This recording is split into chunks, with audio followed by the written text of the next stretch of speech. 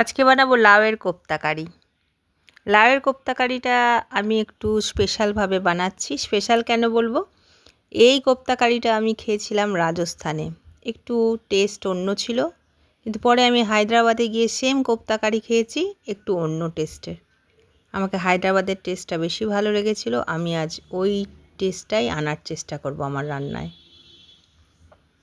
লাউ প্রথমে কদ্দুকস করে নিয়েছি, আর ছোলার ডাল ভিজিয়ে রেখেছিলাম, সেটা বেটে নিয়েছি।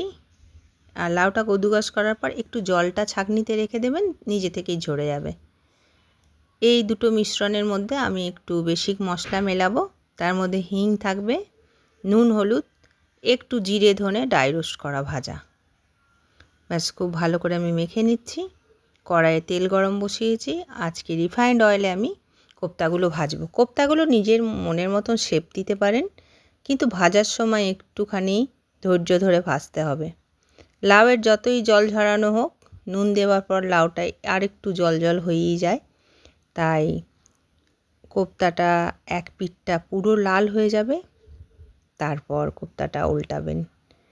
আর স্টিমটা একদম কমানোই থাকবে। বেশ ভালো করে উল্টে পাল্টে লাল করে ভেজে নেবেন। আর ভাজার পরে মনে হচ্ছে না তালের বড়া বানিয়েছি। আর সত্যি এটা তরকারিটা না বললে কিন্তু বোঝা যাবে না এটা যে লাউয়ের কোপ্তা। আমি কড়াইয়ের মধ্যে প্রথমে তেল দিয়ে বিউলির ডাল আর কারি পাতা ফোড়ন দিয়েছি। প্রথমে যে মশলাটা কষিয়ে নিয়েছি ওটা ছিল আদা, রসুন আর পেঁয়াজের পেস্ট। মশলাটা কষানো হয়ে গেলে গ্যাস আমি বন্ধ করে দেবো।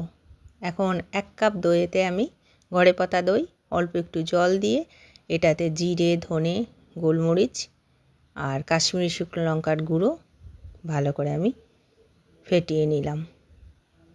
আমার কিন্তু এখনও গ্যাসটা জ্বালিনি।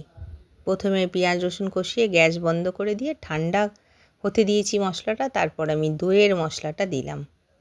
একটু বেশি দই মনে হচ্ছে, তো পরে কষানো হয়ে গেলে দইটা দেখতেও ভালো লাগবে আর অতটা বেশিও লাগবে না। এই যে দইয়ের মধ্যে কালার চলে এসছে, তেল ছেড়ে দিয়েছে।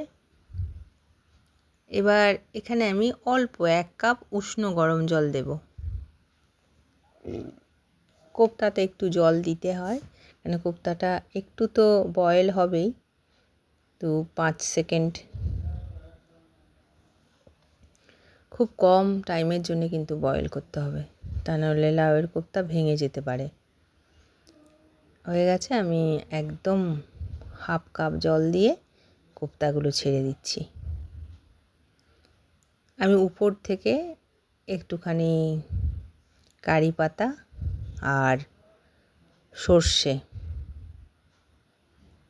ঘিয়েতে এটা তরকারিটার উপর থেকে আমি আরেকবার এটাতে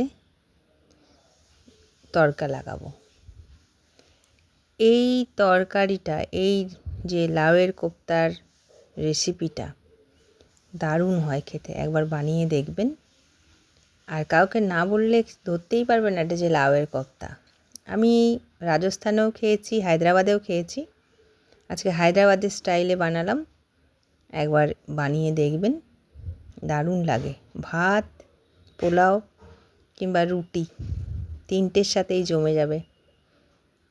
আর বাড়ির সবাই আশা করব এটা খুব ভালোভাবেই খাবে।